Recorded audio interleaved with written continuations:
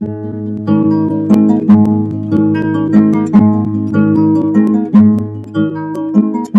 que se hace una historia, se habla de un viejo, de un niño o de sí. Pero mi historia es difícil, no voy a hablarles de un hombre común. Haré la historia de un ser de otro mundo, de un animal de galaxia. Es una historia que tiene que ver con el curso de la Vía Láctea.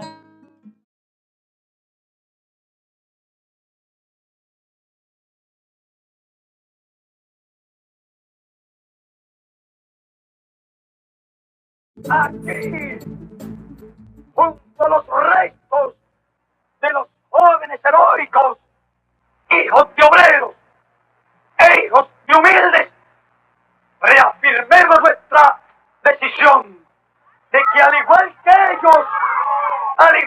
ellos pusieron su pecho a las balas, al igual que ellos dieron su vida, vengan cuando vengan los mercenarios, todos nosotros, orgullosos de nuestra revolución, orgullosos de defender esta revolución de los humildes, por los humildes y para los humildes, no vacilaremos frente a quienes sean en defenderla hasta nuestra última gota de sangre. ¡Viva! ¡Viva la clase obrera! ¡Viva los campesinos! ¡Vivan los humildes! ¡Vivan los mártires de la patria! ¡Viva eternamente los héroes de la patria! ¡Viva la revolución socialista! ¡Viva Cuba libre! ¡Patria muerte!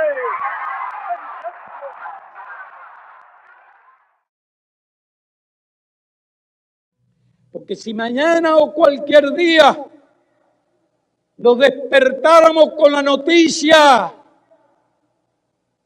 de que se ha creado una gran contienda civil en la URSS, o incluso que nos despertáramos con la noticia de que la URSS se desintegró,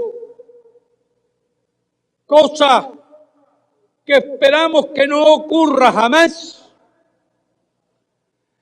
aún en esas circunstancias, Cuba y la revolución cubana seguirían luchando y seguirían resistiendo.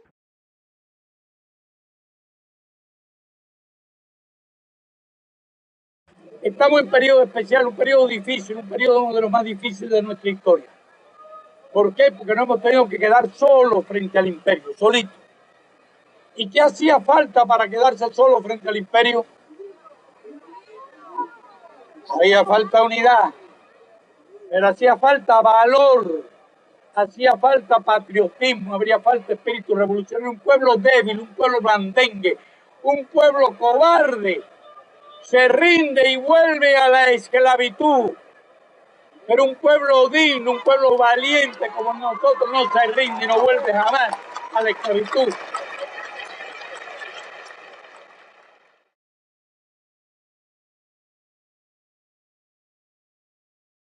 En esta batalla contra vicio no habrá tregua con nadie y cada cosa se llamará por su nombre y nosotros apelaremos al honor de cada sector.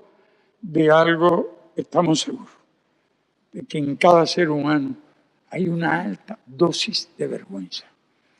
Cuando él se queda consigo mismo, no es un juez severo, a pesar de que a mi juicio el primer deber de un revolucionario es ser sumamente severo consigo mismo. Pero se habla de crítica y autocrítica. Sí, pero nuestras críticas suelen ser casi un grupito. Nunca acudimos a la crítica más amplia. Nunca acudimos a la crítica en un teatro. Si un funcionario de salud pública, por ejemplo, falseó un dato acerca de la existencia del mosquito Aedes aegypti, lo llaman lo critican. Yo conozco a algunos y dicen, sí, me autocritico y se quedan tan tranquilos, muertos de risa, son felices. Te autocritica y todo el daño que hiciste y todos los millones que se perdieron como consecuencia de este descuido o de esta forma de actuar. Crítica y autocrítica es muy correcto, eso no existía. Pero no, si vamos a ganar la batalla hay que usar proyectiles de más calibre. Hay que ir a la crítica y autocrítica en el aula, en el núcleo y después fuera del núcleo, después en el municipio y después en el país. Utilicemos esa vergüenza que sin duda tienen los hombres. Porque conozco a muchos hombres, los que llamamos sinvergüenza, y son justamente calificados de sinvergüenza, que cuando en un periódico local aparece la noticia de lo que hizo, se llena de vergüenza. El que más, porque el ladrón engaña, o el que merece una crítica por su falta engaña, es también mentiroso. La revolución tiene que usar esas armas y las va a usar si fuera necesario. No debiera ser necesario. La revolución va a establecer los controles que sean necesarios.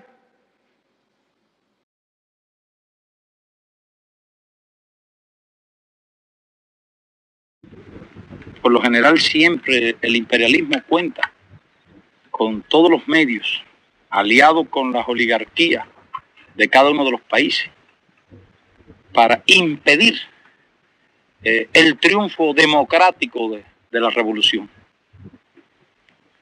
Y tiene atado a los pueblos por una especie de nudo gordiano, que solo se puede quebrar mediante la lucha armada. Además, el camino de la lucha armada no es el camino que hayan escogido los revolucionarios, sino es el camino que los opresores le han impuesto a los pueblos. Y los pueblos entonces tienen dos alternativas: o doblegarse o luchar.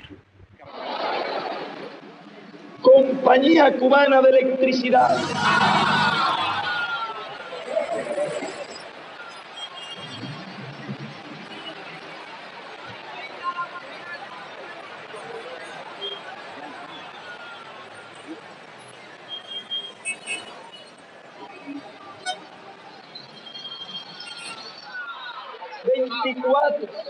United Fruit Company.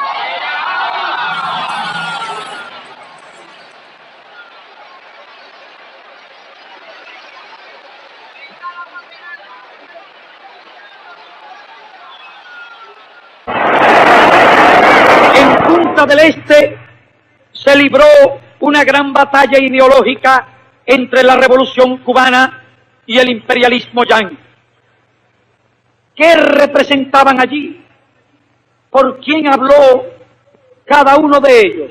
Cuba representó los pueblos. Estados Unidos representó los monopolios.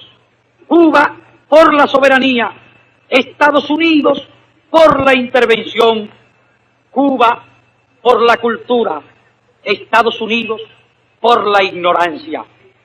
Cuba por los alfabetizadores asesinados, Estados Unidos por los asesinos. Vean qué estrategias se van diseñando que nos introducen a nosotros en la estrategia del mundo, siendo un minúsculo país aquí a 90 millas del colosal imperio, del más poderoso que existió jamás a lo largo de la historia. Y han pasado 46 años y ahí está, más distante que nunca de lograr poner de rodillas la nación cubana, aquella que humillaron y extendieron durante un tiempo.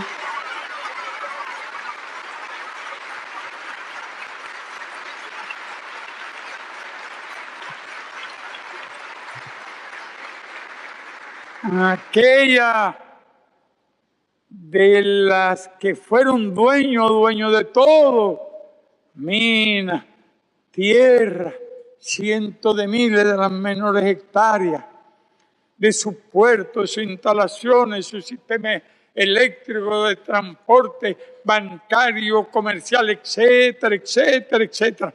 Y creen los muy idiotas que van a volver aquí y los vamos a llamar de rodillas. Vengan a salvarnos una vez más, salvadores del mundo. Vengan que le vamos a entregar todo otra vez y esa universidad para que pongan ella 5.000 y no medio millón, porque medio millón es mucho y para la mentalidad de ustedes que te querían haber desempleados y hambrientos para que la porquería de capitalismo ese funcione. Porque solo va a ser un ejército de la reserva. Vengan y reproduzcan otra vez los desempleados analfabetos que hacían cola en las proximidades de los cañaverales sin que nadie le llevara una gota de agua, ni desayuno, ni almuerzo, ni albergue, ni transporte. Búsquenlo a ver dónde lo encuentran, porque aquí están sus hijos estudiando en las universidades por cientos de miles.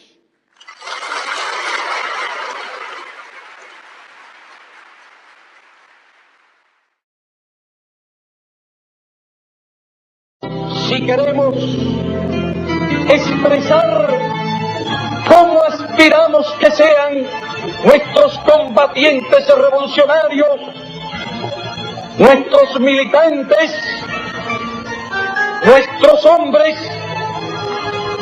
debemos decir sin vacilación de ninguna índole que sean como el Che. Si queremos expresar cómo queremos que sean los hombres de las futuras generaciones, debemos decir que sean como el Che. Si queremos decir cómo deseamos que se eduquen nuestros niños, debemos decir sin vacilación, queremos que se eduquen en el espíritu del Che. Si queremos un modelo de hombre que no pertenece a este tiempo, un modelo de hombre que pertenece a los tiempos futuros, de corazón digo que ese modelo, sin una sola mancha en su conducta, sin una sola mancha en su actitud, sin una sola mancha en su actuación, ese modelo es el Che. Si queremos saber cómo deseamos que sean nuestros hijos, debemos decir con todo el corazón de vehementes revolucionarios, queremos que sean como el Che. Se habla con frecuencia de los derechos humanos, pero hay que hablar también de los derechos de la humanidad. ¿Por qué unos pueblos han de andar descalzos para que otros viajen en lujosos automóviles? ¿Por qué unos han de vivir 35 años para que otros vivan 70? ¿Por qué unos han de ser míseramente pobres para que otros sean exageradamente ricos? Hablo en nombre de los niños que en el mundo no tienen un pedazo de pan.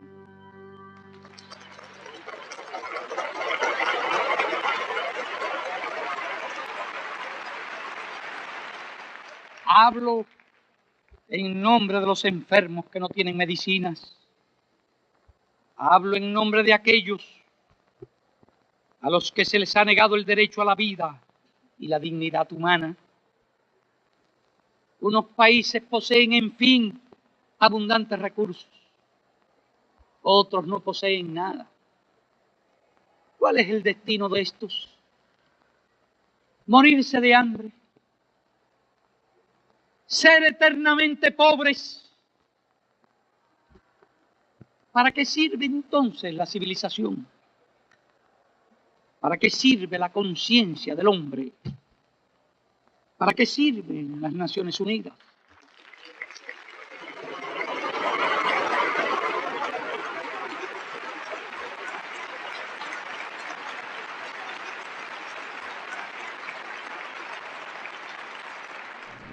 Es necesario señalar que las sociedades de consumo son las responsables fundamentales de la atroz destrucción del medio ambiente.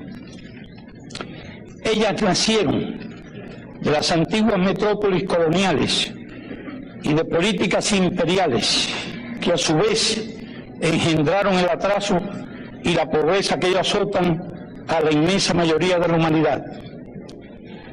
Con solo el 20% de la población mundial, ellas consumen las 2/3 partes de los metales y las 3/4 partes de la energía que se produce en el mundo.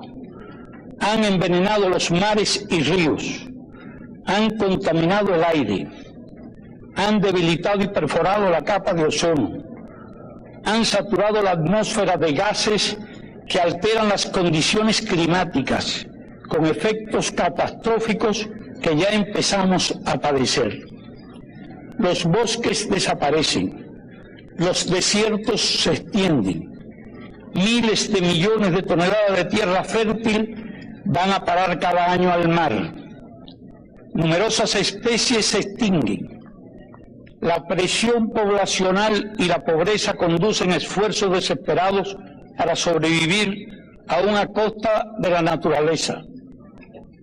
No es posible culpar de esto a los países del tercer mundo, colonias ayer, naciones explotadas y saqueadas hoy por un orden económico mundial injusto. La solución no puede ser impedir el desarrollo a los que más lo necesitan. Lo real es que todo lo que contribuya hoy al subdesarrollo y la pobreza constituye una violación flagrante de la ecología. Decenas de millones de hombres, mujeres y niños mueren cada año en el tercer mundo a consecuencia de esto, más que en cada una de las 2 guerras mundiales. El intercambio desigual, el proteccionismo y la deuda externa agreden la ecología y propician la destrucción del medio ambiente. Si se quiere salvar a la humanidad de esa autodestrucción, hay que distribuir mejor las riquezas y las tecnologías disponibles en el planeta. Menos lujo y menos despilfarro en unos pocos países para que haya menos pobreza y menos hambre en gran parte de la tierra. No más transferencias al tercer mundo de estilos de vida y hábitos de consumo que arruinan el medio ambiente. Hágase más racional la vida humana. Aplíquese un orden económico internacional justo. Utilícese toda la ciencia necesaria para el desarrollo sostenido sin contaminación. Páguese la deuda ecológica y no la deuda externa. Desaparezca el hambre y no el hombre. Un mundo donde impera el imperio de la brutalidad y de la fuerza, con cientos de bases militares en todo el planeta, y entre ellas una en nuestra propia tierra, en la que intervino arbitrariamente cuando el poder colonial no podía sostenerse y cuando cientos de vidas de los mejores hijos de este pueblo, que apenas tenía 1 millón de habitantes, habían perecido en una larga guerra de más o de alrededor de 30 años. Una enmienda PLA repugnante en virtud de una resolución repugnante que daba el derecho a intervenir en nuestra tierra cuando a su criterio no existiese suficiente orden. Ha pasado más de un siglo y todavía ocupan por la fuerza ese pedazo de territorio. Hoy, vergüenza y espanto del mundo cuando se divulga la noticia que fue convertida en un antro de tortura, donde cientos de personas recogidas en cualquier lugar del mundo están allí. No lo lleven a su territorio, porque allí puedan existir algunas leyes que le creen dificultades para tener ilegalmente por la fuerza secuestrado y durante años sin ningún trámite, sin ninguna ley, sin ningún procedimiento. Aquellos hombres que además para asombro del planeta han estado siendo sometidos a sádicas y brutales torturas. Y de eso se entera el mundo cuando allá en una cárcel en Irak estaban torturando a cientos de prisioneros del país invadido con todo el poder de ese colosal imperio, y donde cientos de miles de personas han perdido la vida.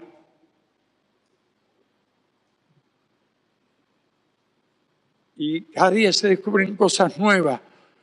Hace poco se divulgaron las noticias de que el gobierno de ese país tenía cárceles secretas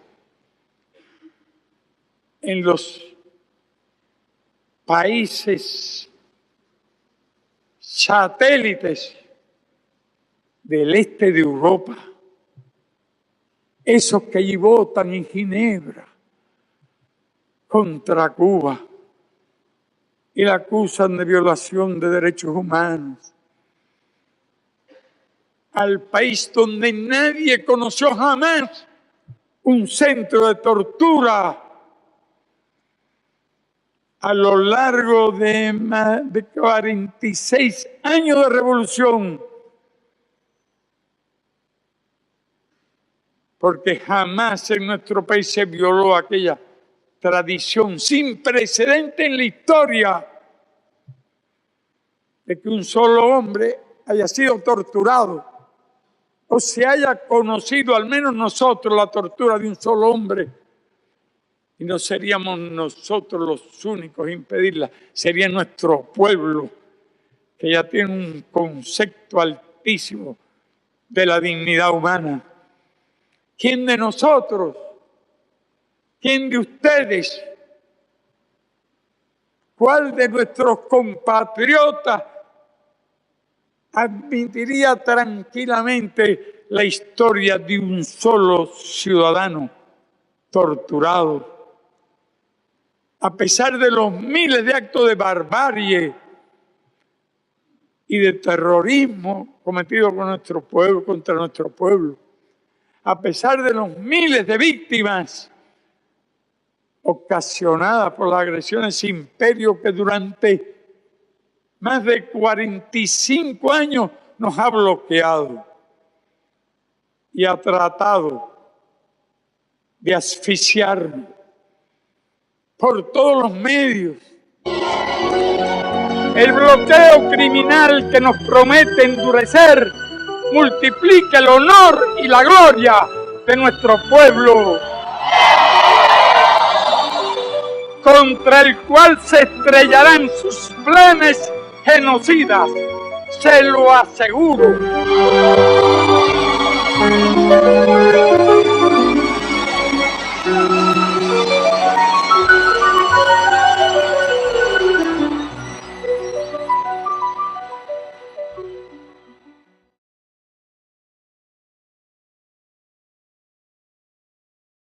Los imperialistas están irritados con nosotros. ¿Y por qué están irritados? Porque lo tenían todo planeado para apoderarse de Angola antes del 11 de noviembre. Angola es un territorio rico en recursos naturales. Cabinda tiene grandes recursos petroleros. Una de las provincias de Angola. El país es rico en minerales, diamantes, cobre, hierro. Esa es una de las razones por las que los imperialistas quieren apoderarse de Angola. Algunos imperialistas se preguntan, ¿por qué ayudamos a los angoleños? ¿Qué intereses tenemos nosotros allí? Ellos están acostumbrados a pensar que cuando un país hace algo es porque está buscando o petróleo, o cobre, o diamante, o algún recurso natural. No. Nosotros no buscamos ningún interés material y los imperialistas es lógico que no lo entiendan. Porque se guían por criterios exclusivamente chauvinistas, nacionalistas, egoístas. Estamos cumpliendo un elemental deber internacionalista cuando ayudamos al pueblo de Angola.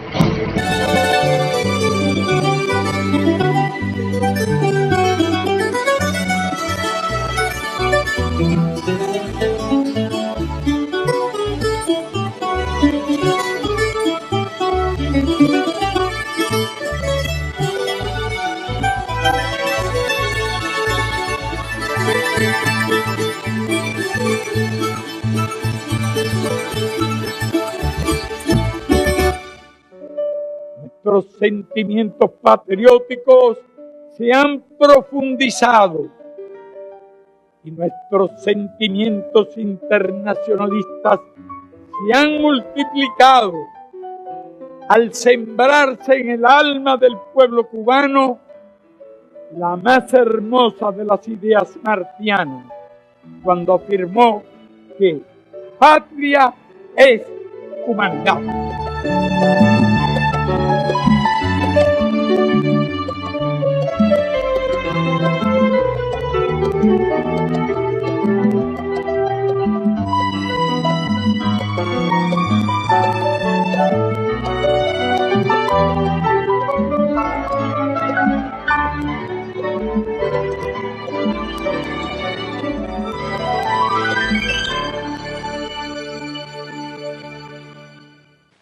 Despojados de sus tierras, expulsados de su propia patria,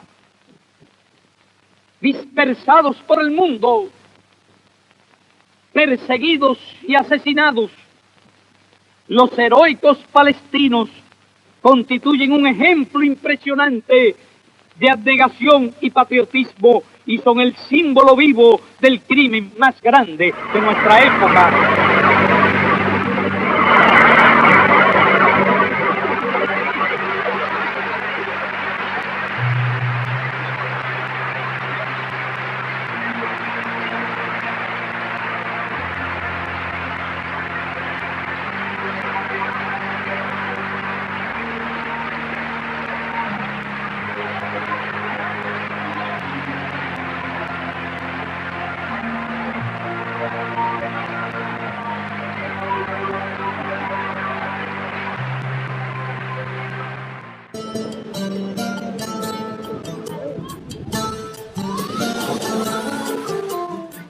Yo soy de la República Árabe Saharaui. Ay, yo nunca había oído hablar de eso, qué bonita eres. ¿Dónde es eso? El norte de África. Ay, qué lejos. Se han graduado en el país más de 55.000 estudiantes de otras nacionalidades y es la contribución que Cuba hace. Fui a una provincia en Cuba que se llama Cienfuegos. Empecé a estudiar en un IPS, a estudiar laboratorio. ¿Alguien sabe la capital de Cuba? Castro. No, es el presidente de Cuba.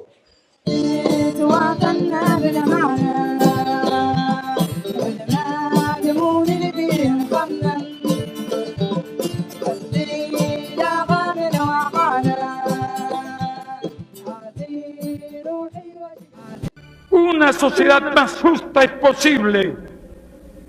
No importan mentiras y calumnias. La historia lo reconocerá. ¡Viva el socialismo!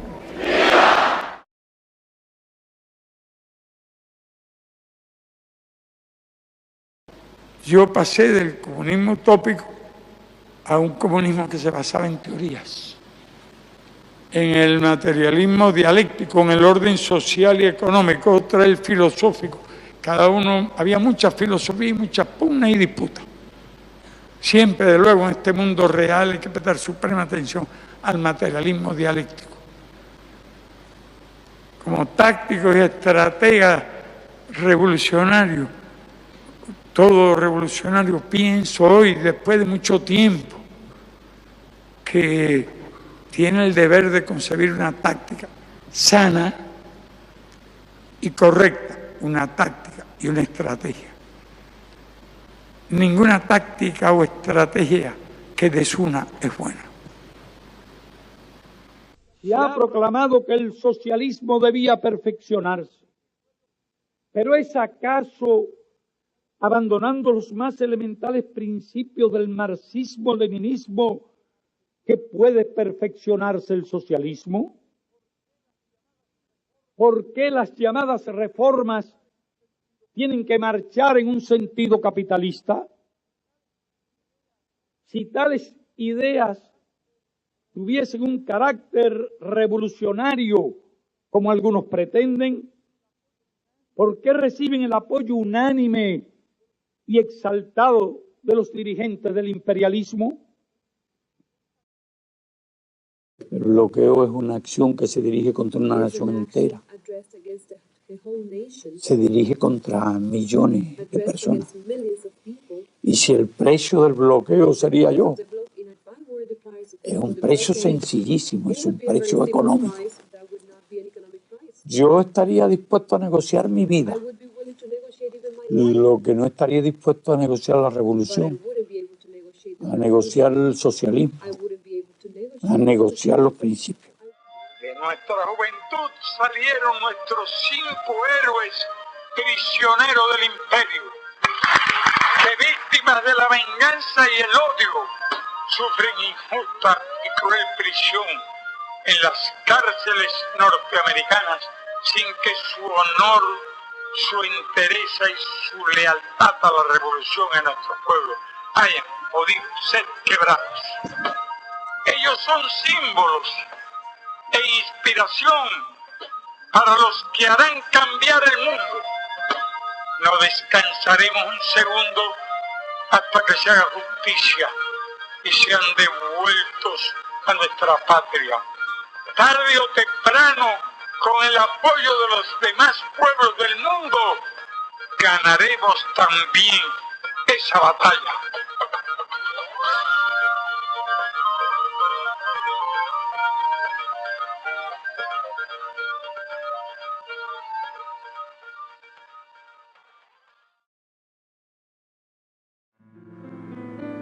Pero jamás un pueblo tuvo cosas tan sagradas que defender, ni convicciones tan profundas por las cuales luchar, de tal modo que prefiere desaparecer de la faz de la tierra antes que renunciar a la obra noble y generosa por la cual muchas generaciones de cubanos han pagado el elevado costo de muchas vidas de sus mejores hijos. Nos acompaña la convicción más profunda de que las ideas pueden más que las armas, por sofisticadas y poderosas que éstas sean. Digamos como el Che cuando se despidió de nosotros, hasta la victoria siempre.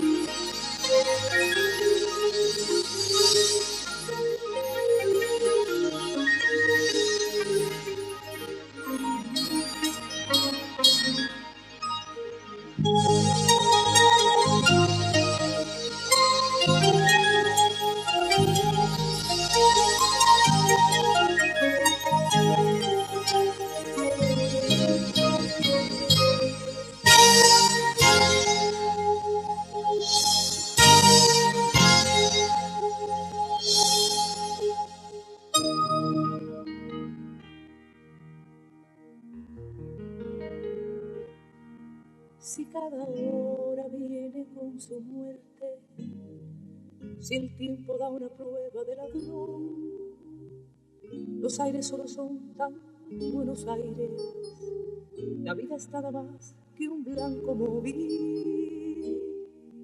Usted preguntará por qué cantamos.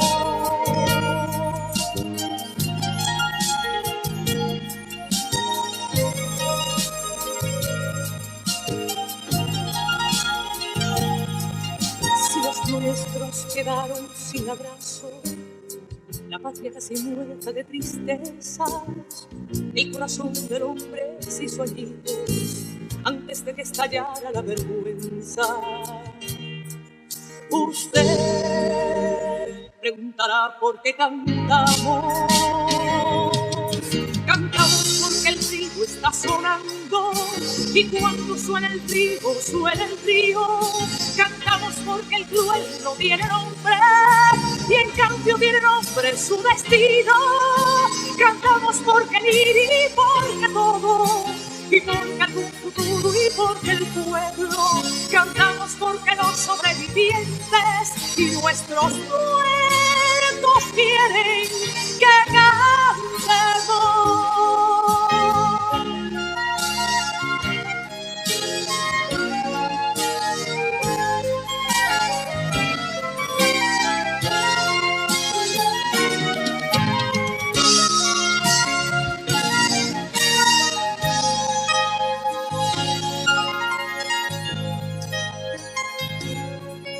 Fuimos lejos como un horizonte, y aquí quedaron árboles y cielos.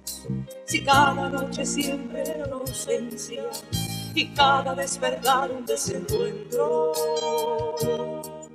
Usted preguntará por qué cantamos.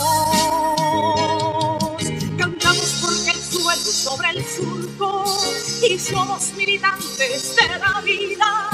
Y porque no podemos ni queremos dejar que la canción se haga cenizas. Cantamos porque el grito no es bastante, y no es bastante el llanto ni la bronca. Cantamos porque creemos en la gente, y porque venceremos la derrota. Cantamos porque el sol nos reconoce, y porque el campo huele a primavera, y porque en este tallo, en aquel fruto, cada pregunta tiene su respuesta.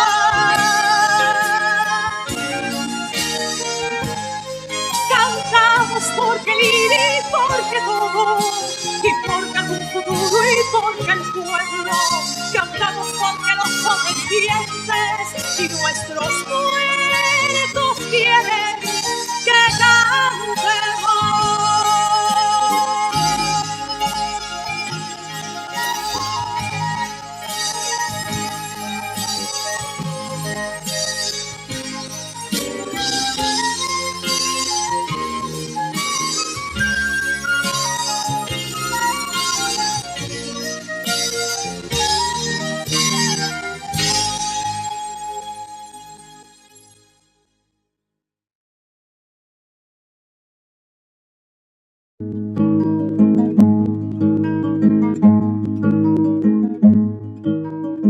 Siempre que se hace una historia, se habla de un viejo, de un niño o de sí. Pero mi historia es difícil, no voy a hablarles de un hombre común. Haré la historia de un ser de otro mundo, de un animal de galaxia. Es una historia que tiene que ver con el curso de la Vía Láctea.